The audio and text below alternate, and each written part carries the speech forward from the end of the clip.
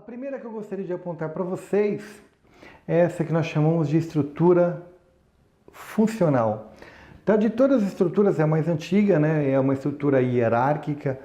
Visivelmente isso temos que lembrar, né, que quando começa o modelo organizacional, a gente está ali saindo de uma era agrícola, entrando numa era industrial. Então, num momento como esse, qual é a única estrutura que nós conhecemos naquele momento que funcionava, né, que atendia as necessidades? Era os modelos exército, eram os modelos das Forças Armadas, né, modelo utilizado em guerras e tantos outros lugares. Então, a estrutura funcional, ela tem uma hierarquia clara, né, da alta administração para os gerentes, para os recursos. Então, quanto mais próximo aqui você tiver, normalmente mais alto sua senioridade, né? Quanto mais próximo à estrutura funcional, e quanto mais distante, mais baixo essa senioridade. Então, hoje nós vemos estagiários aqui embaixo, presidentes aqui em cima. Então, essa é uma estrutura normalmente chamada de funcional. Lembrando, né, super importante falar isso, que as estruturas funcionais, elas sofreram, né, na década de 80 um profundo achatamento, né? Elas eram bem longas e bastante hierárquicas, né?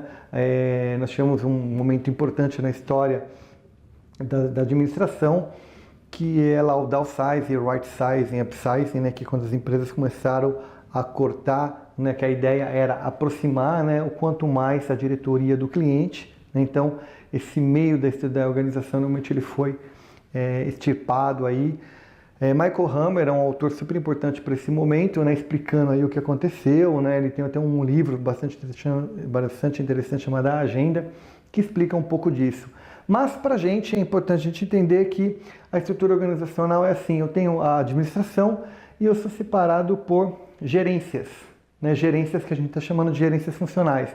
Gerência de produtos, gerência de tecnologia, marketing, finanças. Então, separado. Então, dentro de cada uma dessas hierarquias, né? Então aqui marketing, todas as pessoas que estão aqui são pessoas de marketing. Produtos, todas as pessoas que estão aqui são produtos. Finanças, pessoas que estão aqui, finanças, contabilidade, finanças. Então esse agrupamento funcional, né?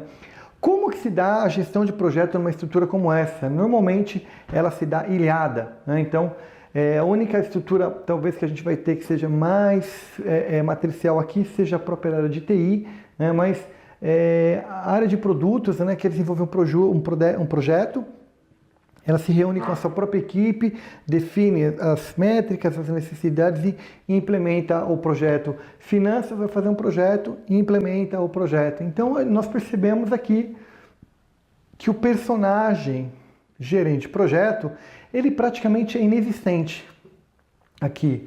Normalmente quem determina o projeto, prazo, cronograma, a situação toda, são os próprios gerentes funcionais. Isso é bastante comum. Hoje nós temos talvez algo como 40%, 60% das organizações brasileiras trabalhando num modelo parecido como esse, né? Não é uma coisa tão distante. Então os próprios gerentes funcionais são os responsáveis direto aí na execução e criação de projetos.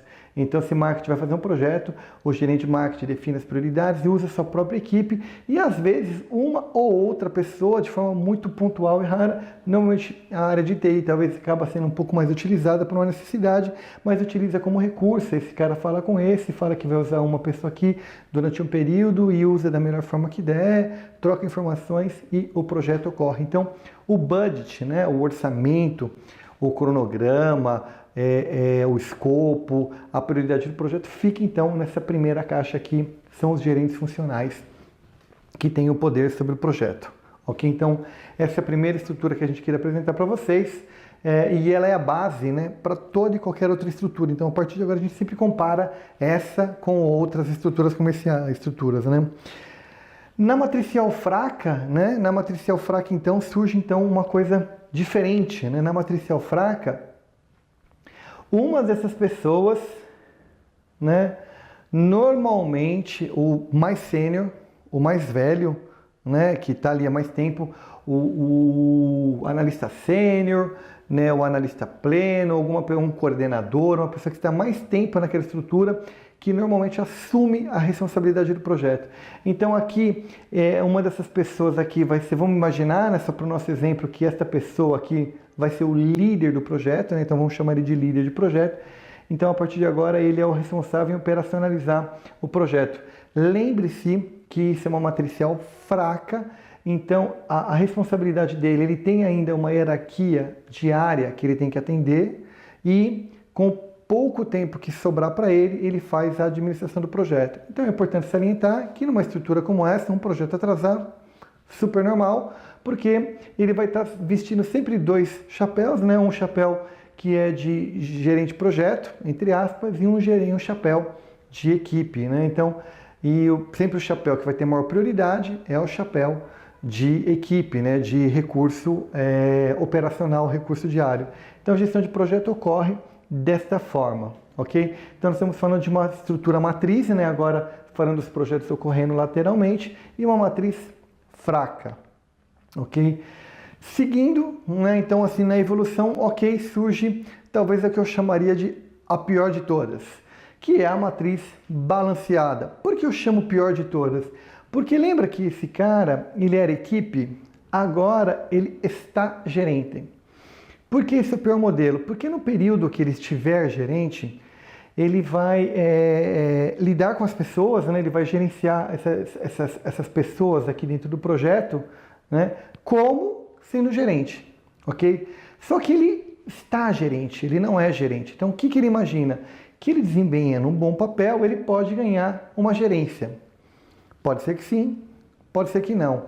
Então se ele não tiver uma habilidade muito grande de lidar com essas pessoas durante o ciclo de vida do projeto, se eventualmente esse projeto acabar e ele voltar à vida normal, né, ele voltar a ser novamente uma equipe, a situação dele é bastante complicada, porque agora os iguais não mais o reconhecem como igual, vamos reconhecer ele, então quando você era gerente, você tinha tal atitude com a gente, agora que você não é mais, você está querendo voltar à situação como era. Então, tomar muito cuidado com essa estrutura de estar gerente, tá? Toma muito cuidado, se é temporário, aprenda, né, a você gerenciar pessoas, né, sem provocá-las, sem incomodá-las, porque pode ser que você volte novamente a ser equipe e você vai ficar com uma situação bastante complicada. Então, essa nós chamamos de matriz balanceada. Durante o período do projeto, você está gerente de projeto, o projeto acaba, você volta a ser o que você era, volta para sua função nominal. Na matriz balanceada, o que ocorre nesse período que você está gerente, você abre mão então das suas atividades diárias, né? Então, agora vocês têm ali 24 horas do dia, ou não necessariamente 24, mas talvez 75%, 80% do seu dia você pode se dedicar à gestão de projeto, ok? E por fim, uma bastante conhecida por nós, que é a matriz forte. O que acontece? Criamos então uma estrutura de gerenciamento de projeto. Então criamos aqui gerentes de projeto. Às vezes essa estrutura de gerente de projeto aqui é um escritório de projeto, que a gente chama de PMO, né? Fica o escritório de projeto aqui, e alguns gerentes de projeto. Então à medida que as necessidades do projeto ocorrem, esses projetos alocam as pessoas ou pessoa, né, na necessidade de cada um dos projetos. Então essa é uma matriz forte, né? Então eu já tenho uma estrutura de projeto. Lembrando que para sair daqui e ir para uma matriz forte é sinônimo que a empresa tem um volume alto de projetos e ela requer criar uma área ou um departamento específico, né, para fazer um gerenciamento de projeto. Se a empresa tem 4, 5, 10 projetos por ano, independente da sua complexidade ou não, talvez as outras matrizes ainda consigam responder melhor. Lembra que estamos adicionando aqui recursos, né, pessoas da organização. Isso aumenta o custo operacional, aumenta o custo da organização, aumenta o OPEX, aumenta a folha de pagamento, né? Softwares para gerenciar projeto, né? Sempre é bom você ter um sistema de gerenciamento de projetos, seja ele simples, né? Desde um Excel até uma plataforma complexa de gerenciar projeto. Então é importante você, há um investimento todo que a organização tem que ter. Mas é isso que ocorre aí. E aí, uma matriz que eu gosto de falar é a composta. Lembrando, senhores, que a matriz composta que o PMI aponta é divergente da matriz composta que eu estou apresentando aqui, ok? Então isso é uma visão minha particular, né? Vendo algumas organizações que trabalham assim, que é criar dentro da estrutura funcional um cara com o cargo de gerente de projeto dentro das estruturas funcionais. né? Não necessariamente em cada uma das estruturas funcionais, normalmente ele aparece muito dentro de uma estrutura de TI ou de outras áreas.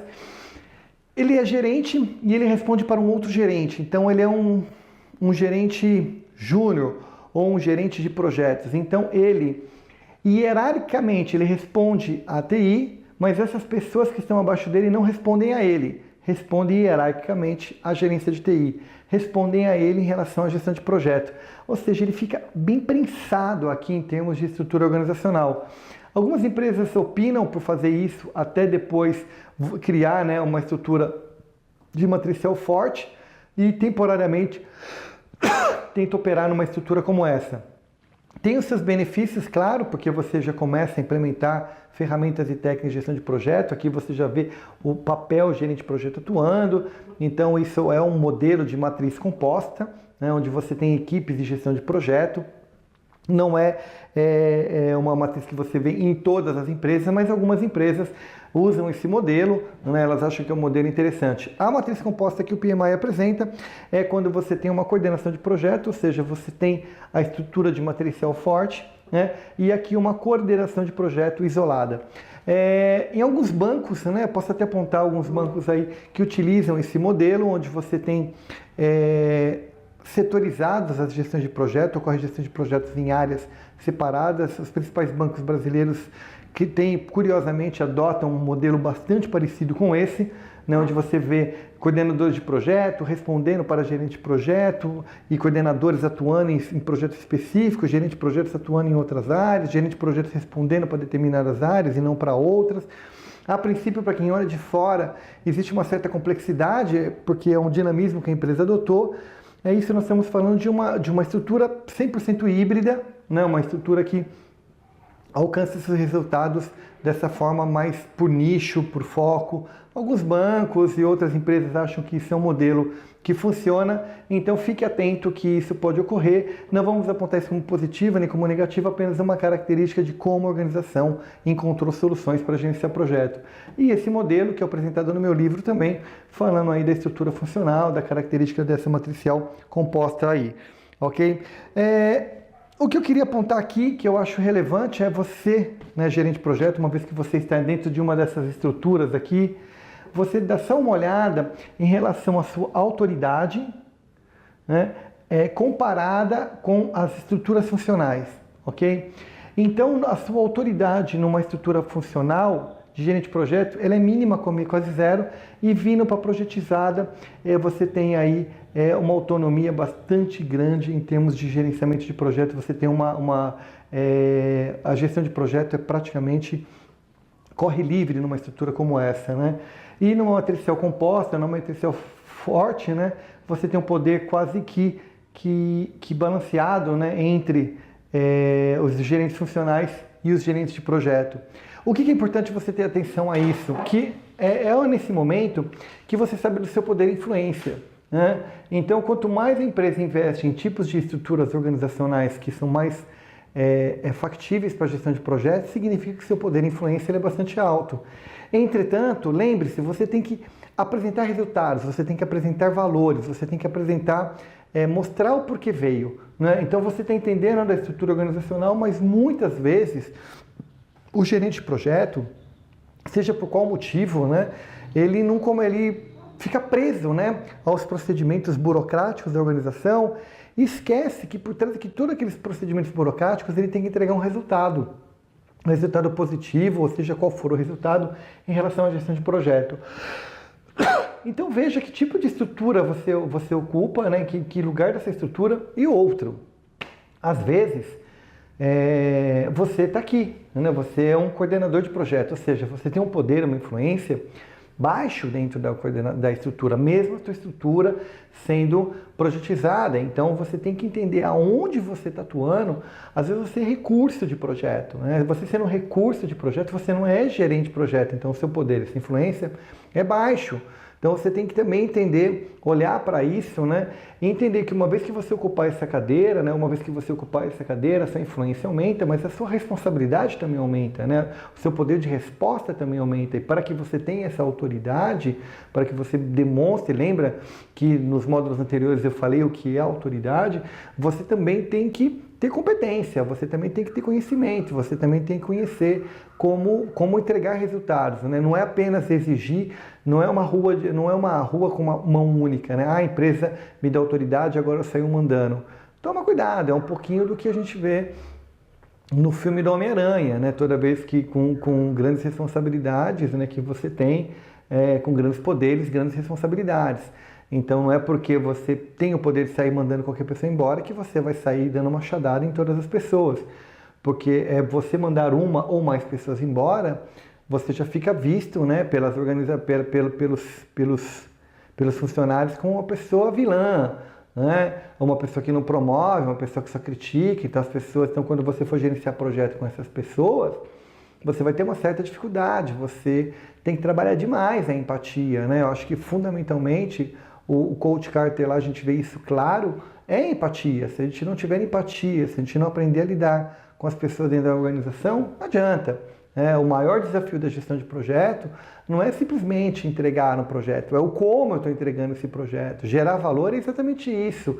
Como eu estou chegando nesse valor, o que eu estou fazendo para chegar nesse valor. Então não olhe simplesmente isso como sendo apenas unilateral, no aspecto de, sou chefe, eu mando, eu posso fazer o que eu quiser, porque realmente você vai ter bastante dificuldade se você agir dessa forma dentro da organização, ok?